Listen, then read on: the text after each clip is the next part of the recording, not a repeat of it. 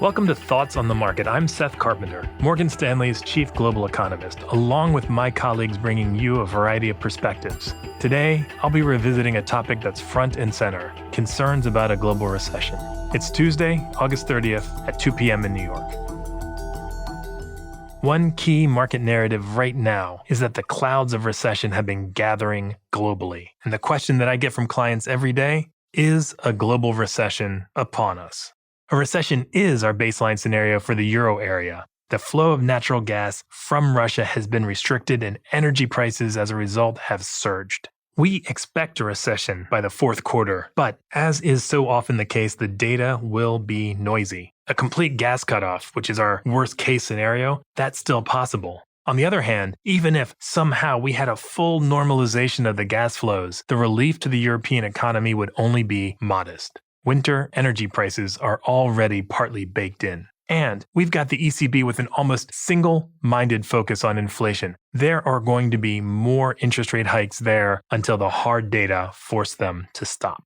Now, I am slightly more optimistic about the US. The negative GDP prints in the first 2 quarters of this year clearly cast a pall, but those readings are misleading because of some of the details. Now, bear with me, but a lot of the headline GDP data reflects inventories and international trade, not the underlying domestic economy. Household spending, which is the key driver of the US economy, averaged about 1.5% at an annual rate in the first half. And the July jobs report printed at a massive 528,000 jobs. Since the 1970s, the US has never had a recession within a year of creating so many jobs. But the path forward is clearly for slowing. Consumption spending was slammed by surging food and energy prices. And more importantly, the Fed is hiking interest rates specifically to slow down the economy. So what is the Fed's plan? Chair Powell keeps noting that the Fed's strategy is to slow the economy enough so that inflation pressures abate, but then to pivot, or as he likes to say, to be nimble. That kind of soft landing is by no means assured.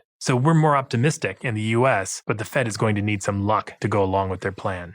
The situation in China is just completely different. The economy there contracted in the second quarter amid very stringent COVID controls. The COVID zero policies in place are slowly starting to get eased, and we think more relaxation will follow the Party Congress in October. But will freedom of mobility be enough to reverse the challenges that we're seeing on consumer spending because of the housing market?